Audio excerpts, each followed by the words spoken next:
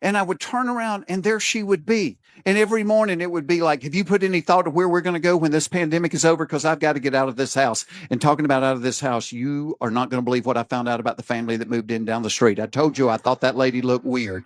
By the way, there's another light burned out in the kitchen and I can't cook in the dark. So, Mr. Buster, if you want to eat, you might want to pull the ladder out. Why is it so hot in here? Are you not hot? I am burning up. Robin told me she can't find toilet paper anywhere, that people are hoarding it. And I think there ought to be an express line in hell for anybody that hoards toilet paper. That is so, so wrong. Oh my God, I just saw my butt in the mirror. Why didn't you say something to me?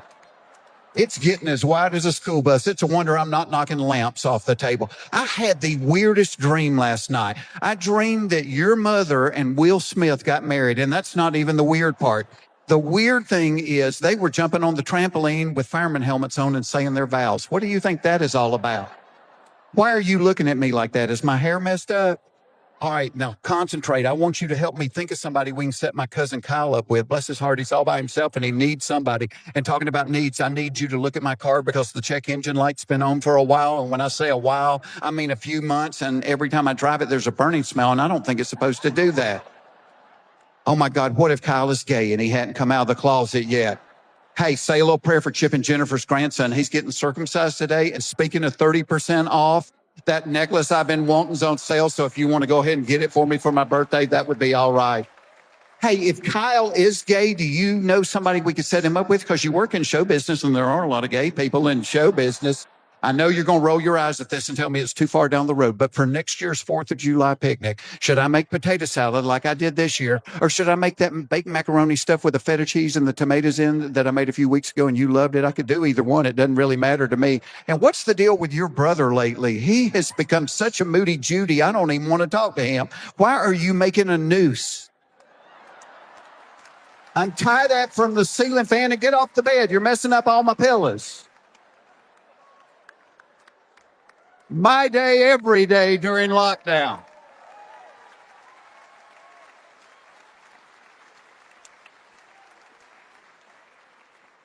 Now, some good stuff happened during COVID too. Some really good stuff. I became a grandpa for the very first time during COVID.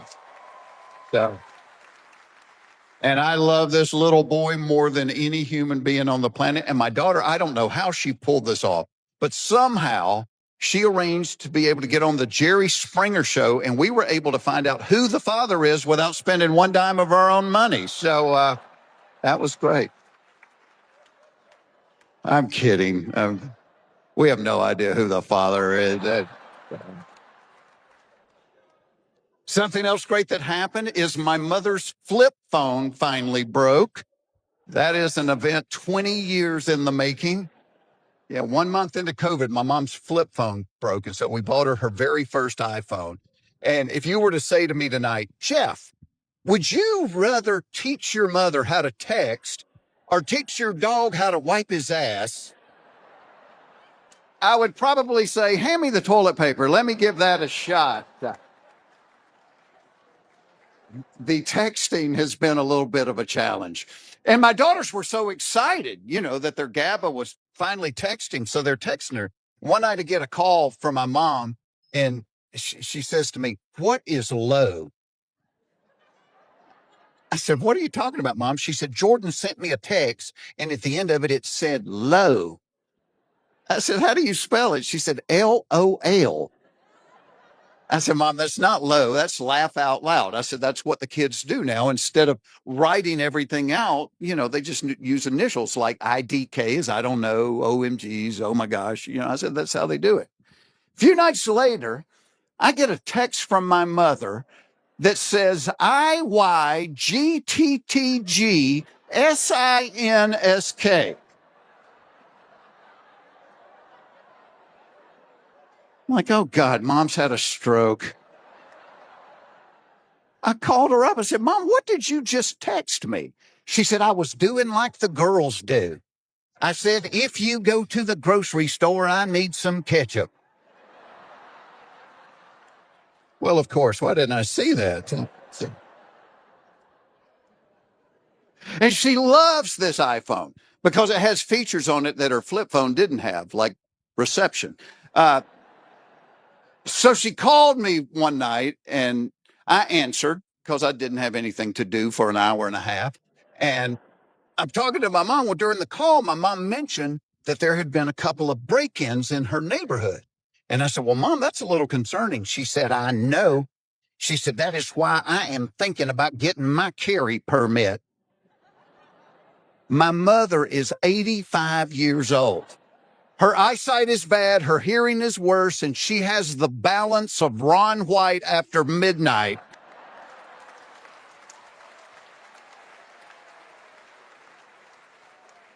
And now she's thinking about getting a pistol. And I said, look, Mom, I said, I am a supporter of the Second Amendment. I said, and you can call me overly cautious. I said, but maybe you shouldn't be packing heat if you're wearing a life alert. Though she could use her pillboxes to sort the bullets in. Yeah. I said, Mom, I said, you might want to think this out. I said, you better hope loading the thing is easier than opening a jar of pickles or you're going to be in trouble. Because she has arthritis, in her fingers. And then I thought, hell, I bet my agent could get her a commercial. My arthritis had gotten so bad that I could barely jack around into the chamber. But thanks to new improved buffering, I can make it rain, dog. You feel me, bruh?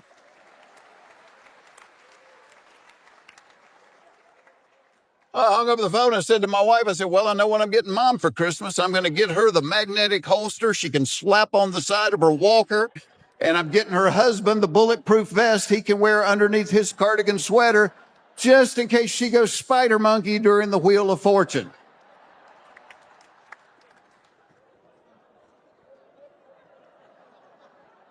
And that's where my wife and I are in life right now. Is we got our kids grown, got them out of the house. We had a quick snack. Now we're raising our parents. I swear they passed each other in the driveway. And let me tell you something. I thought teenagers were crazy. Teenagers are a piece of cake compared to old people.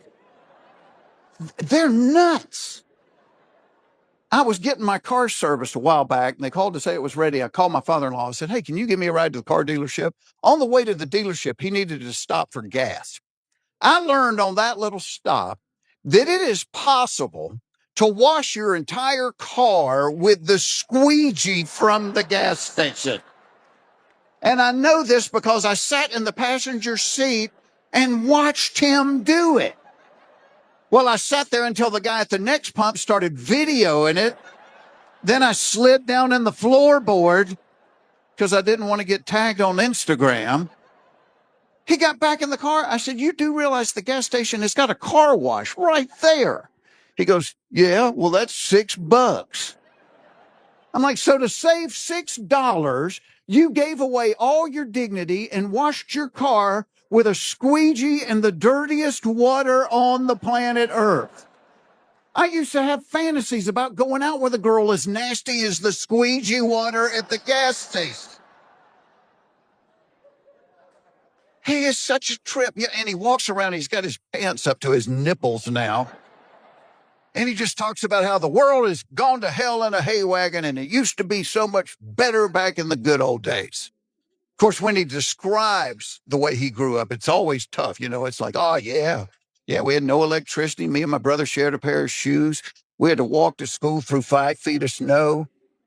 I'm like, when did it snow 5 feet in New Orleans? But I kind of get what he means about the good old days because think about it. As you get old, technology has changed your entire life.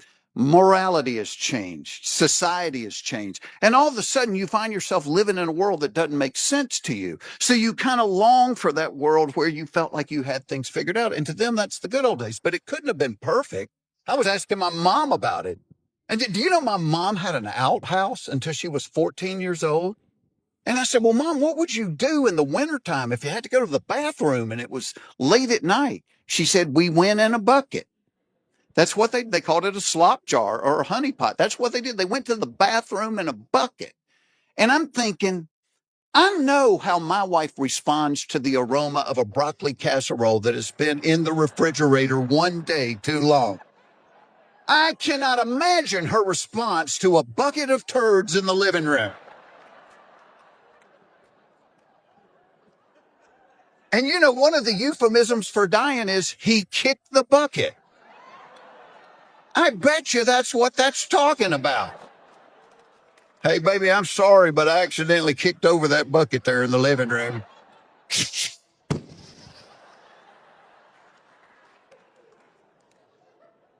I think if things had been perfect in the good old days, the guy that invented Viagra wouldn't be a billionaire. Because back in the good old days, when God told you you were out of the game, you just walked out in the backyard and started a garden.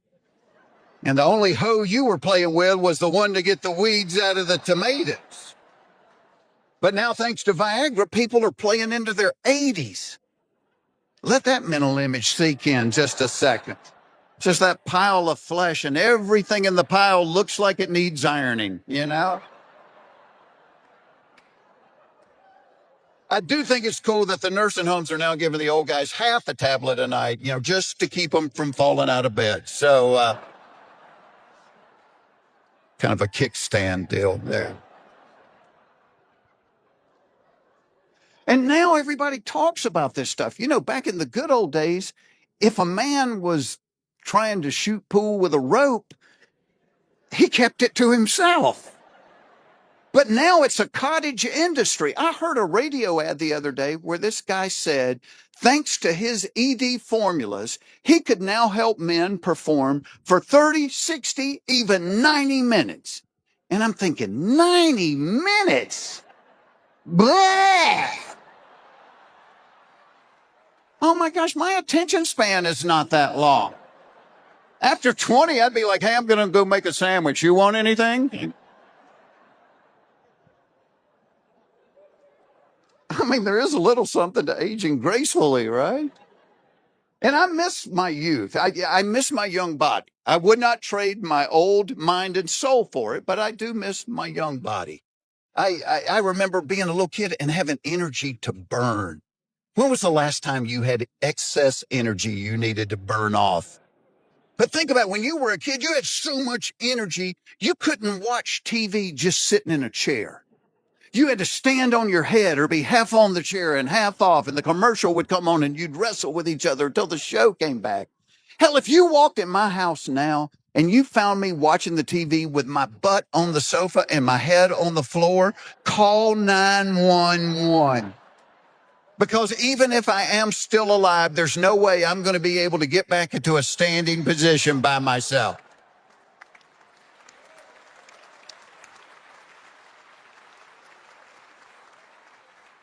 But I had a great childhood. You know, I played every sport for the recreation center. My parents didn't make me pick one sport because they thought I was going to play professional whatever.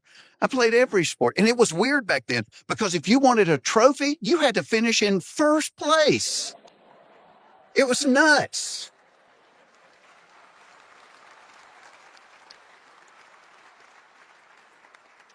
So many great memories. Like I remember as a child going to the doctor, and if you behaved yourself and you didn't cry, if you got a shot, I am thrilled to be here. I'm thrilled that y'all are here. I usually when I'm up here, I'm going for laughs, but I look at you people eating and I'm thinking maybe I should try to get somebody to squirt mashed potatoes out their nose or something. But thank you for your time and your money. I think it's very cool that it's a date night. I love to take my girlfriend on date nights, and I've been married to her for 38 years. But I'm still dating her, trying to win her over. Um, you know, when Dave's talking about some of the things, foundation benefits, you realize the power of prayer, and I know it firsthand in my life because not long ago, my mother's flip phone finally broke. We've been praying for that 14 years, so don't give up. Things will happen on God's time. And so we ended up getting my 86-year-old mother her very first iPhone. And if you were to say to me tonight, hey, Jeff, would you rather teach your mother how to text or teach your dog how to wipe his butt? I would say, hand me the toilet paper. Let's give that a shot. Teaching my 86-year-old mother to text has been a little bit of a challenge. And my daughters, bless their heart, they're texting her, trying to encourage her and everything. And she called me not long ago. She goes, I have a question. I said, what is it, Mom? She goes, what is low? I said, Mom, I have no idea what you're talking about. She said, Jules sent me a text, and at the end of it, it said low. I said, how you spell it, Mom? She said, LOL. I said, that's not low. I said, that's laugh out loud. I said, what young people do, since they text so much, instead of typing everything out, they'll just use the initials. So IDK is I don't know, OTW is on the way. I said, that's how they do it. A few weeks ago, I get a text one night from my mother. IYGTTGSINSK. I'm like, oh God, Mom's had a stroke. I called her up. I said, Mom, I said, what did you just text me? She said, I was doing like the girls do. I said, if you go to the grocery store, I need some ketchup. Well, of course you did. Why didn't I see that? But, with my comedy, people always ask, where do you come up with stuff? And I don't look for stuff. I assume if I think something or my wife says something or my family does something, other people are thinking and saying and doing the whole thing. And then COVID hit and I went 2.5 years without getting to do this at all. And I really missed it. I missed traveling. I grew up in Hapeville, Georgia. I'd never been anywhere through comedy. I've been to all 50 states. And my wife will cherry pick my gigs and decide where she wants to go. And then all of a sudden we didn't go anywhere for a couple of years and she really missed the travel. So when it became evident we weren't going to go anywhere, my wife ordered like 4 or 5 travel magazines and she was kind of living vicariously through them. So one night I'm sitting around the house and I'm flipping through one of those magazines and I saw an article in there that was written by a woman trying to teach other women how to pack for a 10-day trip using only a carry-on suitcase. Let me repeat that. A woman packing for 10 days using only a carry-on suitcase. And I thought, what woman is she talking about? Barbie? My wife couldn't pack for a nudist colony in a carry-on suitcase. And now the airport only lets you take one carry-on. Well, if I'm with my wife, she two, and I have whatever I can fit in my pockets. But I thought it was interesting because we live in a world where people try to make everything you say sexist. I thought the article was interesting because it was only written to women. She didn't say men. Because I think men could you do 10 days in a carry-on? I could. You might be burning the socks and the underwear, but I could do it. Because I think most men pack like I do. This is the way I pack. I go in my closet and I think, okay, I'm going to be out 3 days. 3 days means 3 pairs of socks, 3 pairs of underwear, 3 shirts, another pair of blue jeans in case I spill something on these, toothbrush, razor blade, ready to go. 10 seconds of well thought out packing. That's how I pack. Now, when I go on vacation with my wife, and let me say this up front, I love being on vacation with my wife because my wife is a lot more friendly on vacation than she is at home. Something about having numbers on the door improves her attitude. Same woman that won't look at me twice at home, you get numbers on the door, she is hanging the trapeze before the bellhops to the ice machine. Love being on vacation with this girl. It's getting to vacation that is the problem because it takes her longer than 10 seconds to pack. In fact, it takes her days to pack. And I finally figured out why. It's because she has outfits. Not a man in this room has an outfit. My wife's got an outfit for the airport. This is my airport outfit. Doesn't bind, doesn't cling. Shoes are easy on, easy off through security. I love this airport outfit. She has an outfit picked out for every single day we are going to be gone, plus additional outfits in case we go out somewhere nice to dinner. She's got sleepwear, swimwear, exercise wear, lounge around wear. So there's a ton of clothes that have a shot at making her vacation team. So what she will do is about 3 days before we're supposed to leave, she'll start pulling clothes out and she'll lay them on the bed like flat Stanley mannequins. And she just stares at them.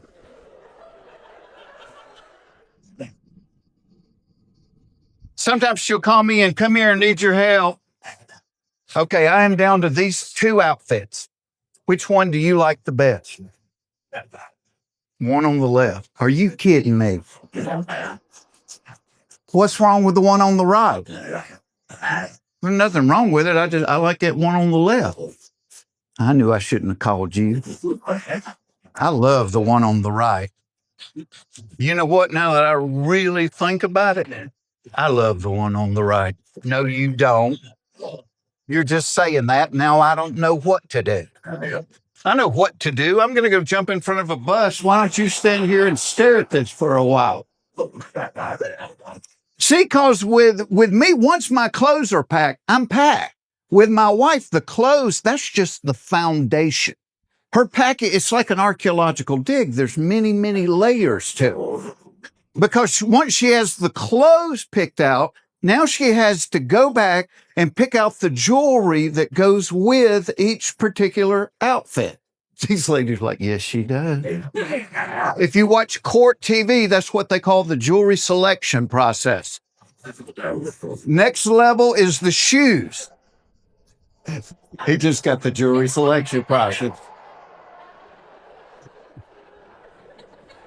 I can take as much time as you need, honestly. The shoes take a long time. She spends longer picking shoes for vacation than we spent picking names for our children. I mean, my wife loves shoes. I hope to God she never has to choose between me and her shoes. Because I can see the surgeon going, well, Miss Foxworthy, we can save Jeff's life. But in order to do it, you would have to get rid of all of your shoes.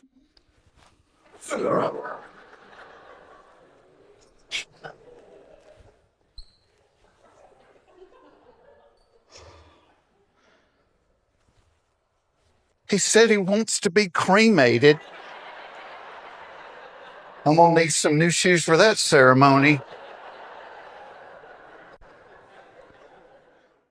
Next level is the electronics, because one time we went somewhere and the hotel didn't have a hairdryer. Well, that was a world crisis. So now my wife never packs a suitcase without packing a hairdryer. But then she'll pack a hair curler and a hair straightener. I'm like, they cancel each other out. Then she packs that lighted makeup mirror where one side has 12 times magnification.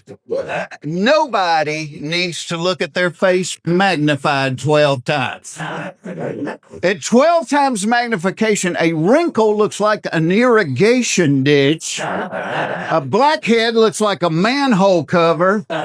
And God forbid she find a chin hair. You're not getting a girl out of the room that sees something on her chin that looks like the anchor rope to a battleship. I'm telling you that right now. Do you know I've never, ever looked at my face in the 12 times magnification mirror? All right, to be completely honest, a couple of times I did get out of the shower and I paused in front of it just for a minute.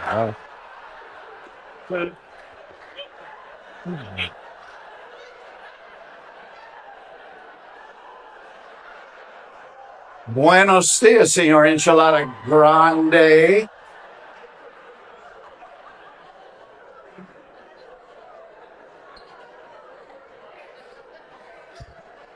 Next level, total feminine phenomena is the just in case level. Like my wife will always pack a little raincoat and a travel umbrella just in case it rains. I'm like, baby, I checked the forecast. There's less than a 5% chance any day we're going to be there. Okay, fine.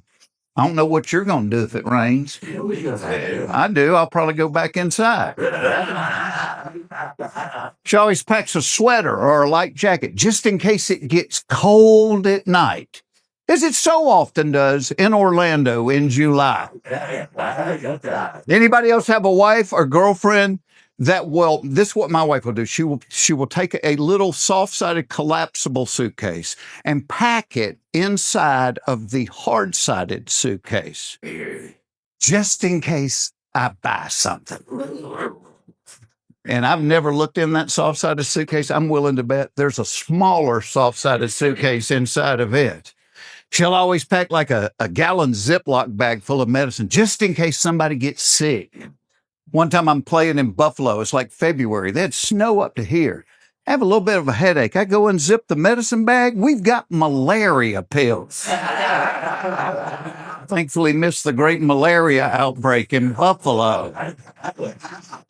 And I said, baby, I love you to death. I said, this is where your packing just goes off the rails.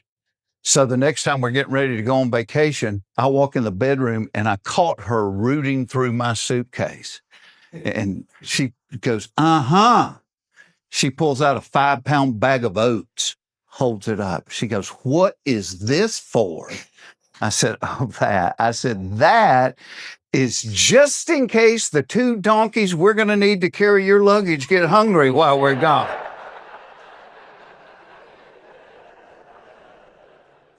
And actually, she packs light for airline travel as opposed to if we go on vacation in the car. Now, if we go on vacation in the car, there's a fine line between packing and moving. But my wife and daughters, they think it is their job to fill that SUV to the top. And the way they pack would make a man lay on the floor and wet himself. They will bring out a bag with bread and potato chips, put it on the bottom, then put 3 suitcases on top of it. I'm like, let me do this, please. Because men care about, there's an art to packing a car, isn't there? Total art. My daddy could get a house full of furniture into the trunk of a Buick. Hold the jack, hand me the piano. I got this son of a gun, you know. And I'm like my daddy, too. Once I get that car packed the way I like it, I'm ready to go. Not my wife. I walk in the house like, all right, car's packed. Let's do it. Oh, we can't go yet. What do you mean we can't go? Car's packed. Let's go. No, I got to straighten up the house. Do what? Well, I'm not going to be able to have a good time if I know I'm going to be coming back to a messy house. Why didn't you straighten it up the last couple of days? Because I had to pack. Which in a nutshell is why men die before women. Because we want to.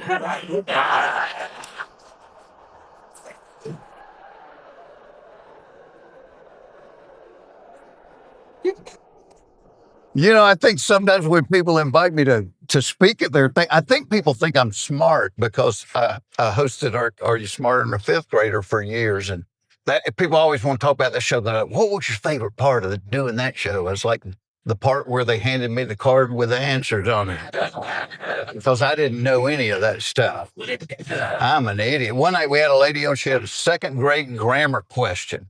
It was something about an antonym. And she goes, oh, yeah. She goes, I remember there were